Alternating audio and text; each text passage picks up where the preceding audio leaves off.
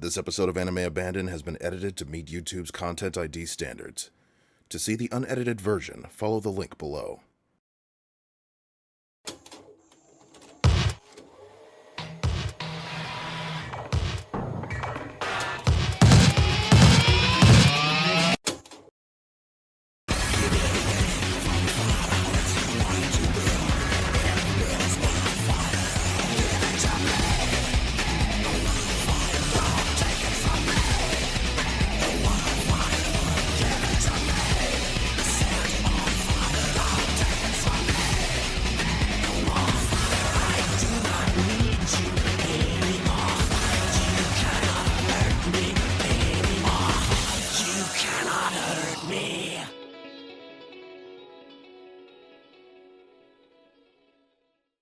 The life of a voice actor is as precarious as it is misunderstood.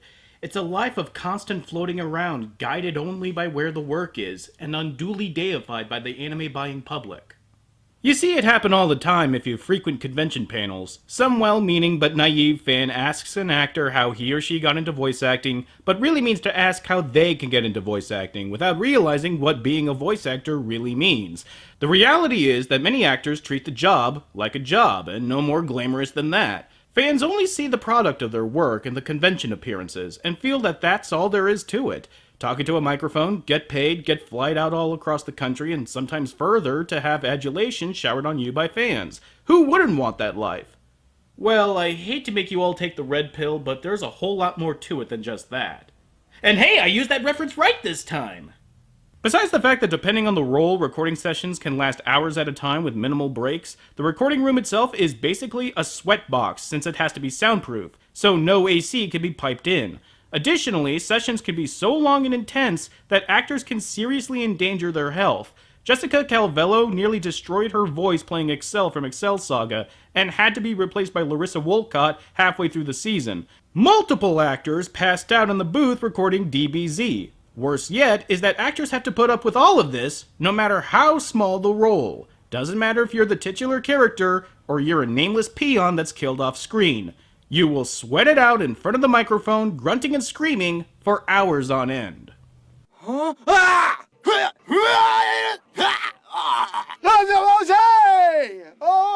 stop. And this isn't even touching the issues of accreditation, which is a proverbial minefield. Today, the issue isn't as thorny, all things considered, but back in the day, actors often had to go by a stage name.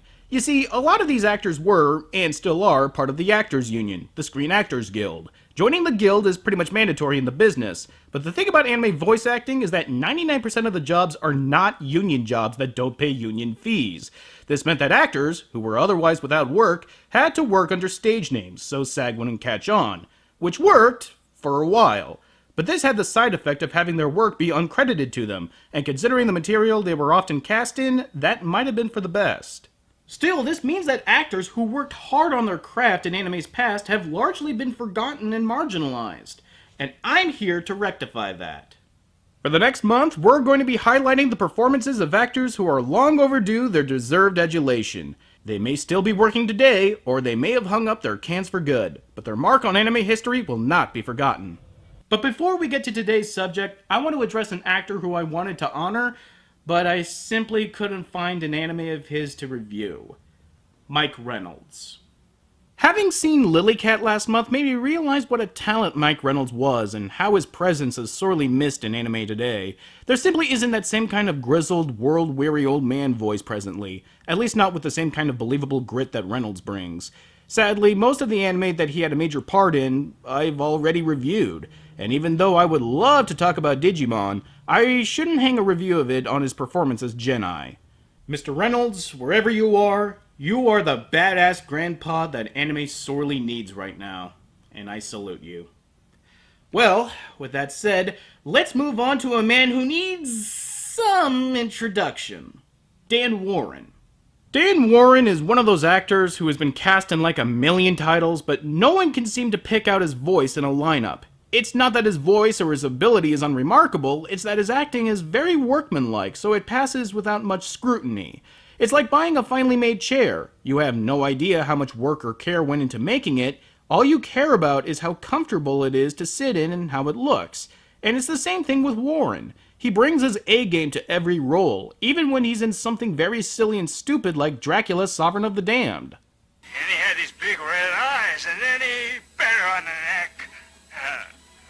It's his ability to sell whatever's written on the page is what separates him from the rest, even when his voice isn't all that distinctive. And it's this ability is what earns him the dignity of being singled out in our movie of the day, Space Adventure Cobra.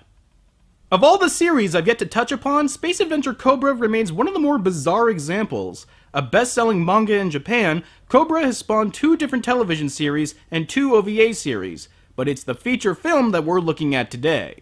Going into the film, I didn't know too much about Cobra or what it's supposed to be about, but I soon found out that it's what you get if you cross Lupin III with Captain Harlock in Heavy Metal. And it's just as insanely glorious as that sounds. Honestly, it's no wonder that Dan Warren was in this movie and no one noticed, considering that the film is a veritable blitzkrieg of what the fuckery. The only way you can watch this movie is if you pause it every 5 minutes, because if you tried to process it as fast as its runtime, you're gonna wind up eating your own head.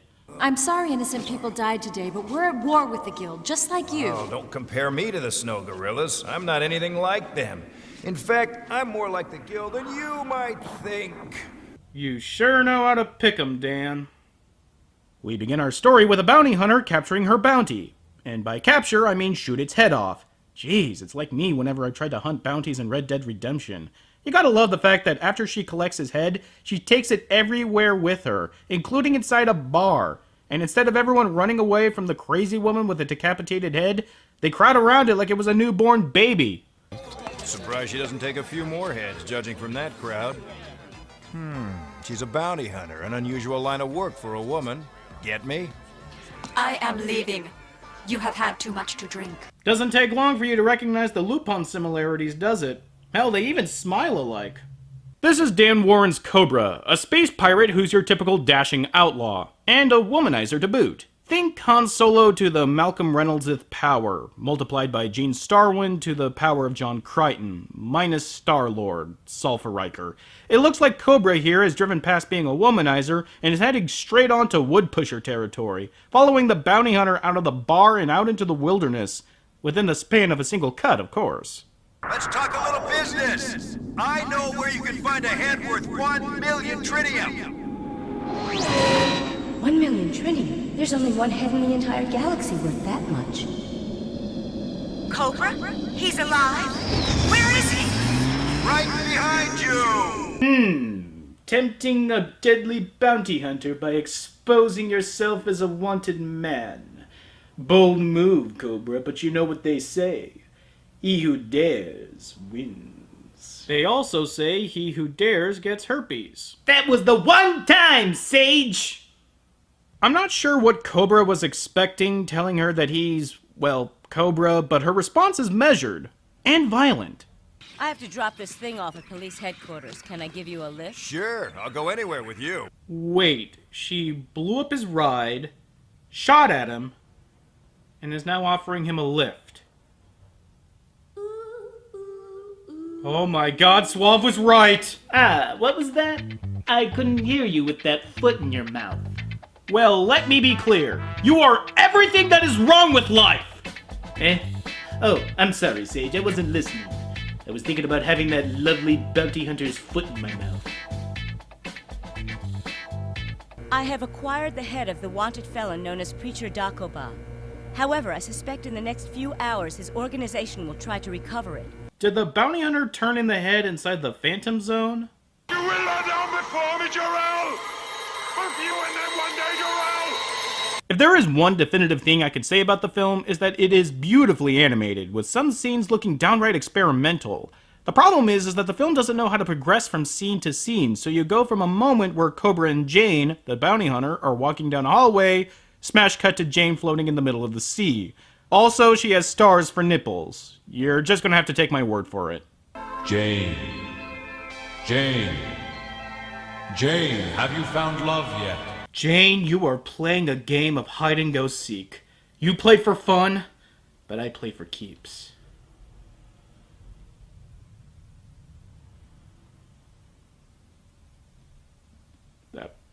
That was a Jefferson Starship reference.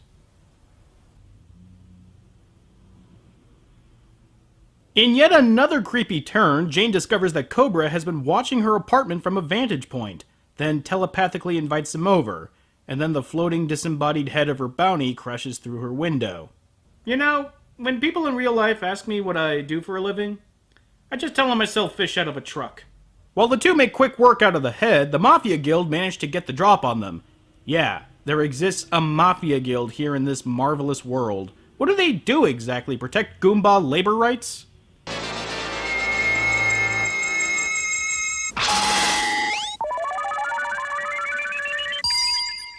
It's Cobra.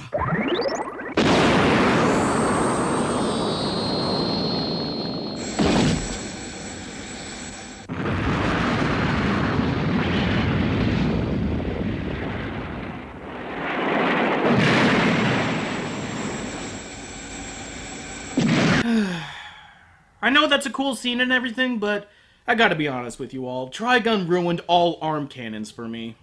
Oh, wow, Cobra, you took out an entire ship in one shot. That's very impressive. But you know what would make that cooler? Punching a crater into the fucking moon! But it's not the size of the gun that matters, right? It's how you use it. Just so happens that Vash used his to blow your cigar-chomping ass out of the water! Looks like Jane here has a thing for guys with gun arms, and immediately jumps his bones. And it looks like her love is so fucking wonderful that Cobra is literally seeing stars. Who are you? You're not a human. At least not one from Earth. Are you sure? Yeah. When you kissed me, I saw something strange. Beautiful. Considering that she was right in front of your face, I hope you meant that something was her. News of Cobra's reemergence reaches the ears of the leader of the Mafia Guild, who is one of the more intriguingly designed villains we've seen yet here on the show. His name is Crystal Boy. Yes, Crystal Boy. Look, I know the guy has a name that sounds like one of the Super Friends sidekicks, but trust me, this guy does not fuck around. It doesn't take much convincing on Jane's part to get Cobra to come with her and save her sister from the Mafia Guild, seeing as how they just bumped uglies. So the two head for Cobra's ship, which is being kept in such a remote, distant location that he only visits it once a year. This is my starship, the Kamiyama.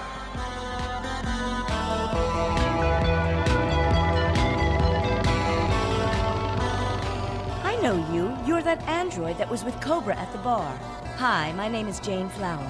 Wait, if the gynoid from Star Chaser was in the bar, what the fuck is she doing here? Waiting for him? He only comes around once a year!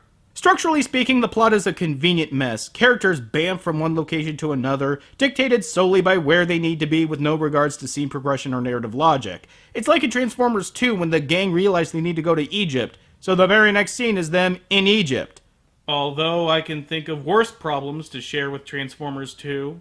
I am directly below the enemy scrotum. Just... why? The three set a course for a penal colony where the Mafia Guild is holding Jane's sister, who has been sporadically speaking to an elder of her race via a psychedelic trance state entered through what looks like a deprivation chamber. Can you tell that the manga was written in the 70s? Apparently, Jane here is a member of a long-thought-to-be-extinct race of aliens, and Cobra learns this through the gynoid's computer, that knows this for some reason. The information barely faces Cobra, seeing as how he's been balled deep in some alien strange. Captain Kirk would be proud.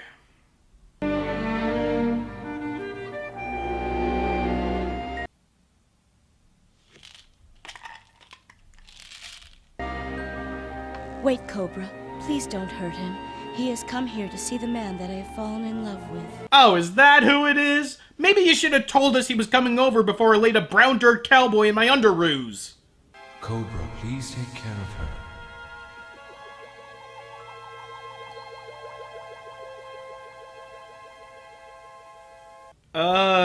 Thanks for that, creepy space man baby. Bye? Yes, take care of her. Or I'll find you, Cobra. I'll find you. So Cobra and Jane managed to infiltrate the penal colony where Jane's sister is being kept. Well, when I say infiltrate, I mean they pulled a Leroy Jenkins and practically announced their arrival, hence why Crystal Boy here was ready to make his entrance. I must say, you're a very clever young man, Cobra. However, your cleverness shall be your undoing. 3 times our paths have crossed, and 3 times you have escaped death. Oh God! Why did they get so close to his face? Look at this guy. You know what? Actually, no. On second thought, don't. Not unless you like having your eyes seared into their sockets. Cobra gives Crystal Boy the slip, but his men are hot on his tail. Lucky for him, Cobra's never unarmed. Get it?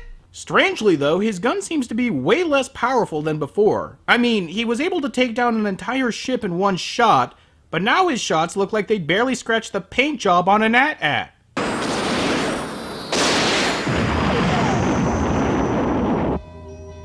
Nice work, Cobra.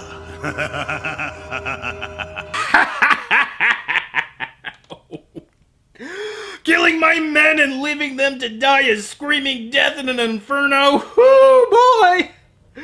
Oh, that's a good one. Well, maybe he's laughing because he knows that Cobra is heading straight for a trap, as sure enough, he heads straight for Jane's sister Catherine, but winds up on the wrong end of Crystal Boy's scythe thing. True to unrepentant bad guy form, he cleans house on Cobra and enjoying every minute of it, especially when he reveals that his arm cannon, the Psycho Gun, is ineffective on him. He destroys his gun, keeps him alive on ice as a trophy, and just for good measure, has Jane killed at the hands of her sister Catherine. The irony is, I too have found my true love. Who is this man? Catherine? Catherine! This is my true love. God, no. Oh, snap, son! Crystal Boy is a crystal man! No, that still sounds lame. With her dying breath, Jane sends her love to Cobra, which gives him the power to punch his way out of not only the cryogenic chamber, but also the freaking sky prison. Dude's breaking down more walls than the Kool-Aid Man. And because the film wants to continue the theme of convenience, Cobra is picked up by his gynoid just in the nick of time. Normally, I would be breathless trying to explain to you all how bullshit that rescue was, if I wasn't being assaulted by this.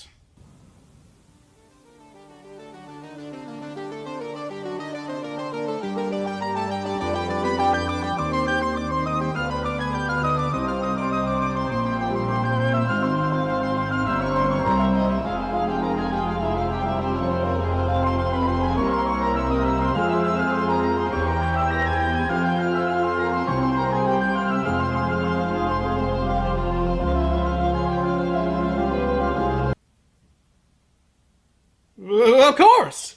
I mean, everyone knows that if you're trying to revive someone out of cryogenic freezing, you have to play a neon-lit pipe organ that sounds like the Phantom of the Opera conducting Disney's Main Street Electrical Parade. I mean, that's how it was in Return of the Jedi, Demolition Man, and Captain America, right? I mean, that's how I remember it. For the first time on this show, I am speechless. I am absolutely without comment. The layers of sheer confusion and mindfuckery have rendered me unable to say anything more than...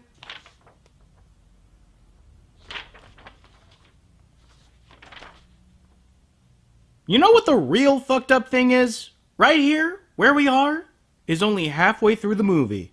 I feel like I just told a wounded soldier that they're going to have to take his other leg. And an arm.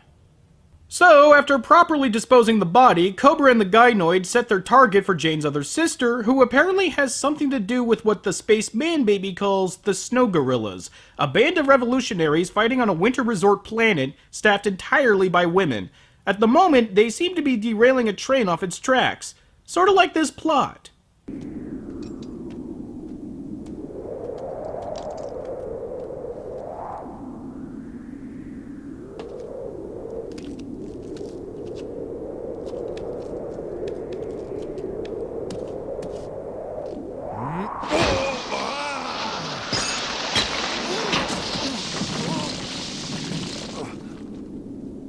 Well, Cobra, the good news is your convenient ice climber boot spike just saved your life. The bad news is you just broke your fucking ankle. I know it seems like a weird time to bring this up, but Cobra has a very peculiar way of moving, especially during action scenes. In fact, this is another way that Cobra reminds me of Lupin.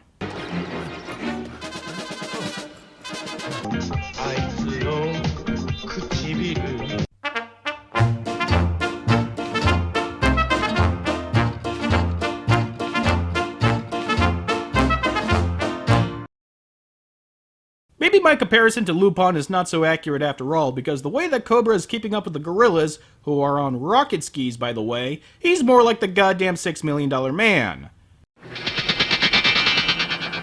It looks like his incredible speed isn't enough to keep him from being ambushed by the gorillas, but just as they're about to take him out, Jane's sister Dominique comes riding in on a horse made of light, and what the fuck is going on? You are Cobra, space pirate? The one my sister Jane loved? The one who loved her?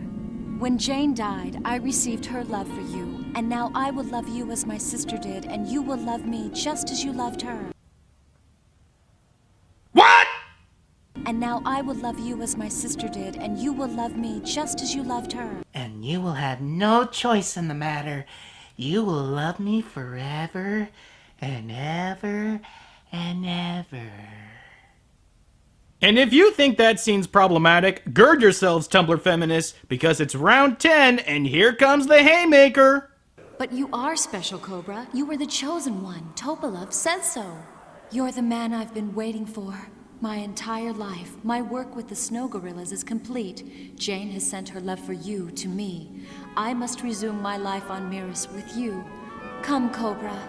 I am yours to love.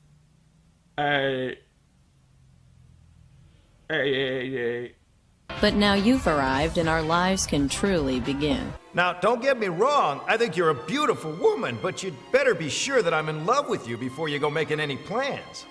Besides, Jane just passed away, and even though you look exactly like she did, I'm not really sure I was ever in love with her. But what of the things that we've shared?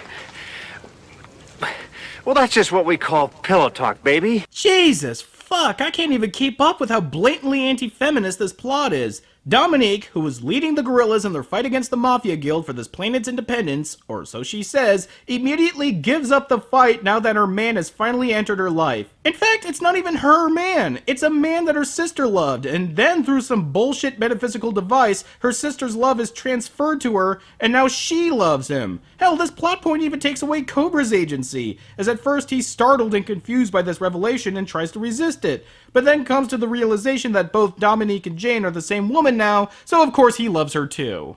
This is known as character fungibility, when a character can be replaced in a narrative with no visible loss or gain. Here, allow me to explain. There's a difference between Han Solo killing Greedo and Han Solo killing a stormtrooper. On face value, the act is the same. He is pulling a trigger and ending a story entity's life, but the effect isn't. Greedo has a name and a face, and an established history with Han, so the act of killing him has emotional weight. Han killing a nameless, faceless stormtrooper has no effect other than Han and company overcoming an obstacle that the stormtrooper, and thus all stormtroopers, represent. They are not characters. They are a means by which the story can present our main protagonists a danger that they must either survive or avoid. This is why a lot of foot soldiers in movies wear face-obscuring helmets, to remove the human element, and make them easier to objectify. When this mechanic is used in such a manner, it's no more morally objectionable than a protagonist killing an antagonist. However, when character fungibility hits named characters that have established presences in both story and plot, that's when we run into problems. I'm not Landfill. I'm Landfill's twin brother, Gil. Gil? Gil? I taught Landfill everything he knew about drinking beer. I want to fulfill his legacy by taking his place on your drinking team. Just like in Sin the Movie, when the plot killed off Blade's friend and teammate JC, only to replace him with his sister, who served the exact same purpose he did, so as Cobra replaced Jane with Dominique. Except here, it's even more obvious. If A equals B, why have B? Originally, the Queen is one person, but soon after she is born, she is divided into 3 distinct souls. That means that Jane, Catherine, and I are really only a third of a complete body. It is a Miris tradition that as soon as the 3 of us become mature enough, we will join together and become one person again. Professor Topalov chose the only man whom Jane, Catherine, and I could love, and that man is you, Cobra. Now, besides being head-smackingly stupid, this plot point turns otherwise proactive characters into agency-less slaves, and I'm including Cobra in this too. Thanks to this completely back-assward story turn, not one of the protagonists are acting with any kind of independent want or drive. They're all acting under the purview of this prophecy. And I guess I wouldn't mind all of this so much if Dominique wasn't treating this whole situation like it's the greatest thing that could have happened to her. But despite this massive detour we've taken, this is still not the point of no return for this movie. This is. The Mafia Guild storms their stronghold, sending Cobra and Dominique on the run. And for some reason, Dominique thinks this is a perfect time for exposition. Miris is a wandering star. She can travel freely through space and needs no sun. Hey, I heard that story when I was a little kid. It's more than just a story, Cobra. Miris is not a natural star, but rather a massive man-made planet which is powered by its own propulsion system.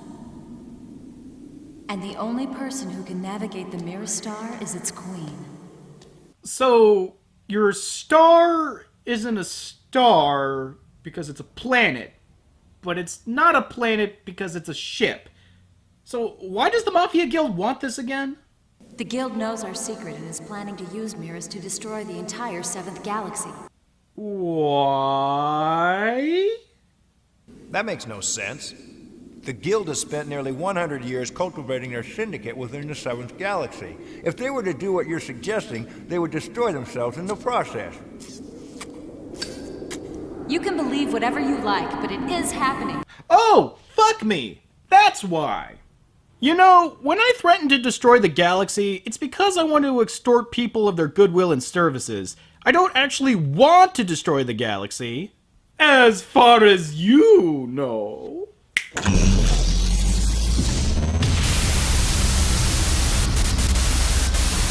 Crystal Boy and the Mafia Guild, on the other hand, want to throw away centuries of work building their empire for absolutely no good reason.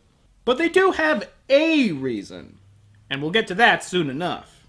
The gorillas meet back up with Cobra and Dominique, and they all decide on trying to run through the blockade together. Go!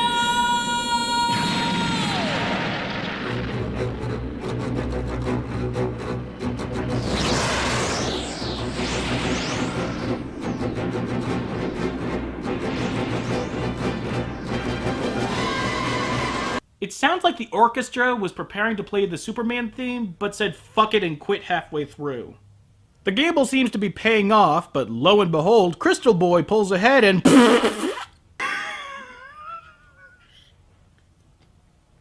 at that face! It looks like he just got high off his hay fever medication. I have no idea what's going on. So this is Crystal Boy. Well, he doesn't look so tough to me. I'm sure this won't take long. No, Sandra, don't do it! I am Sandra! Prepare to die! What the fuck was that? You can't strike fear in the hearts of your enemies with a name like Sandra. My name is Davis.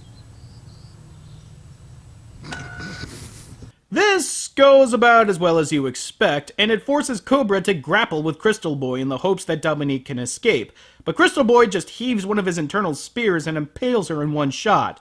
And he would have gotten Cobra too, if the sun hadn't immediately risen and melted the ice they were all standing on. Oh, Cobra, we want you to know that we both truly love you. I know. I love you.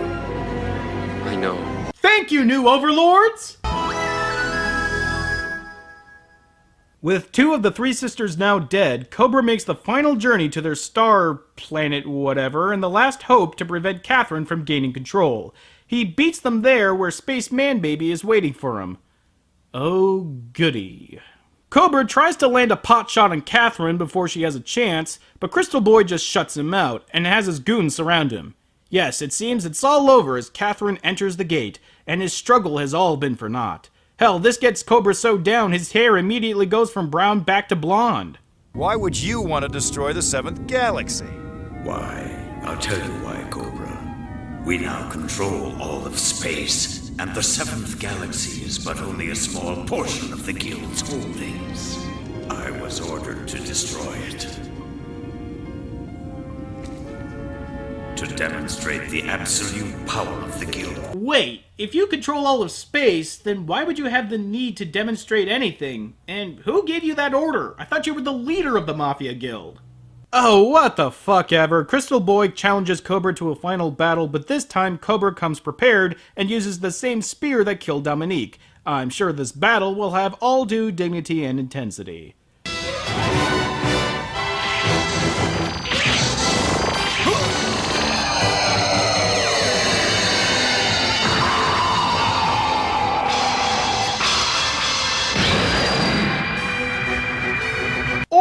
look like he's in the middle of taking an Indian rope trick shit. That's when your poop just comes out as one long continuous poop. It's like sausage making. Tom Carvel's ice cream. Soft serve.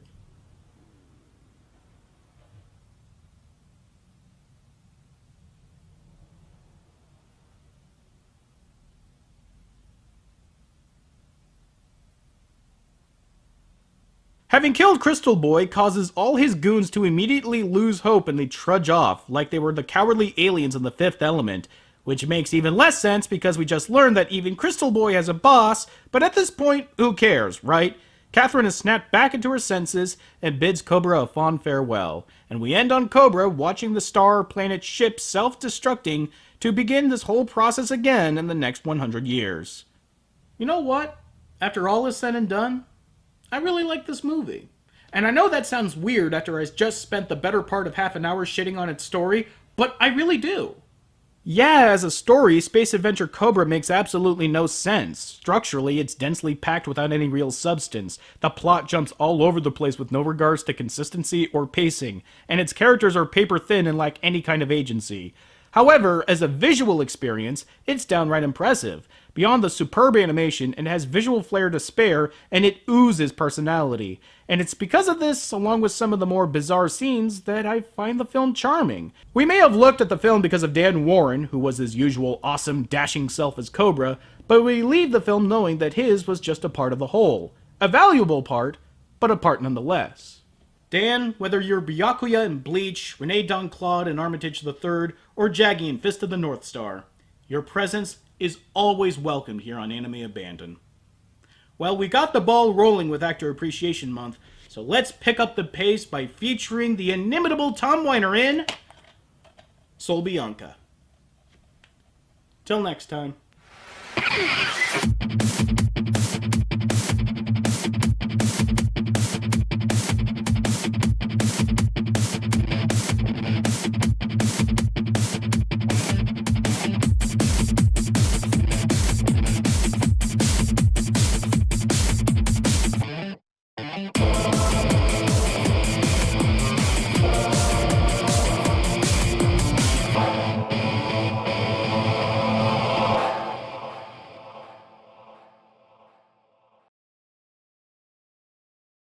Long live your Lord High Regent Sage! Long live Benetopia!